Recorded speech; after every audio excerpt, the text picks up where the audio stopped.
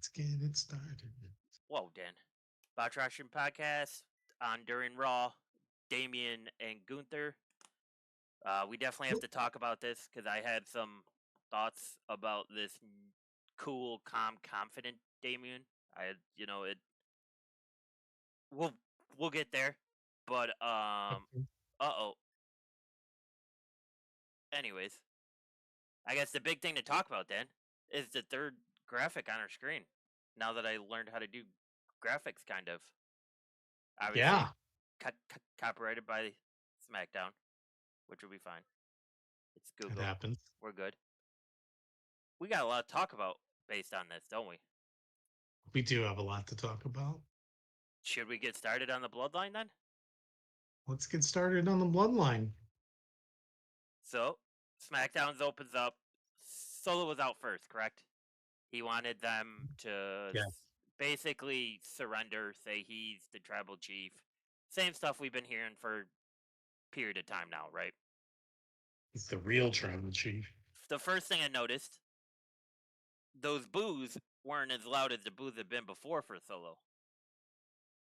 So that's something to take into account here, because I got a couple of theories. I went down a couple of rabbit holes, Dan, when I was supposed to be tending to my 9 to 5 today, as you can see by the 2 phone calls you got during the workday today.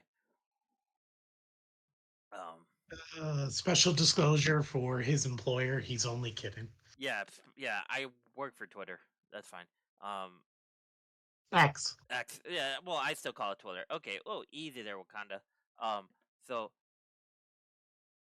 starts off, Mm, which I want to get your take at when we get to this. Those boos were a little bit less for Solo, which kind of seemed. Which, if you remember back, that same thing happened for Roman as well. But he requested the surrender. It was the Bailey match right after that, right? I think it was the Bailey match right after that, or she was involved in something. And they go to the back scene view, and in the back scene view, they have the Usos. They have Sammy Us. Sammy Uso. He's got a new shirt. Yep, I like it. yep. And then Roman all sitting around each other, right? Yep. Talking about, well, Cody said no, so we're not going to be able to get Cody, blah, blah, blah. Same stuff we've been having, right? Like, Yeah. Cody said he's done. He's done. Whatever. And it seems like Cody's new enemy might get the best of him at Survivor Series, which will be interesting. But at the same time, uh, they seem to be befuddled, right? Like they've been getting beat, and it seems like they've been getting beat because they haven't had that final piece, and that final piece would be who, Dan? Wise man. Because they don't have a plan, right? Like they Right. don't have a strategy anymore. They don't have like a go-to guy. I I don't know if you tune into Sam Roberts' podcast, but he made a great comparison. He said Roman without Paul Heyman is like Belichick and Brady. Is Brady going to go to Tampa and win a Super Bowl? Or is Belichick going to take the next team he has to a Super Bowl? Like, you kind of don't, like, with how, like, don't forget, Roman got pinned. He recently got pinned by Mhm. Solo within the last couple of PLEs.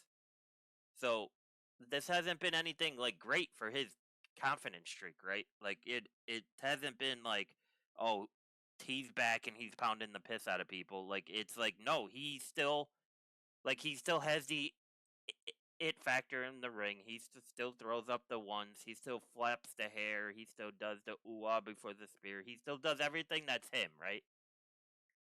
Yeah. But it's like that crucial confidence piece you can kind of sense from him. It's not there no more. Like even like many times have you talked about it? Like um, when he's walked down to the ring, and the first thing he does when he stops at the stairs is he looks to his left, right? And it's like a bad breakup for him. Like he just can't like get over it, right? Like he just can't he's just stuck in that negative mindset. Well, later, It's true. sh- uh, show goes on. We find out that Jade basically gets thrown through a car. We'll talk about that as well. That's a big key point for this PLE coming up on Saturday. So she'll have somebody step in for her. Show goes on. They come out at the end. I got, I got to tell you, I still get goosebumps every time when I see the original Bloodline all walk out. They stand at the top of the ramp and they all kind of pose and like they're a Avengers formation. And I'm like, this is what we've been waiting for. Like, yes, exactly. Just to have these four back, I'm all in. All in. Oh yeah. Oh yeah. They get down, crowds white hot for them still, right? Mhm. White hot. Yep. Roman's looking around, dude, doing what he's doing. Picks up the mic, goes to talk, and all you hear is, ladies and gentlemen. And if you've seen any of the behind the stage, Paul was like on his tippy toes watching the camera. Watching Oh the yeah. camera, watching the camera. And then comes out and he hits the Paul Heyman entrance. He's dressed like Scarface, which we'll talk about because Paul has said before in the past when he's done interviews, every frame that he's in with the Bloodline,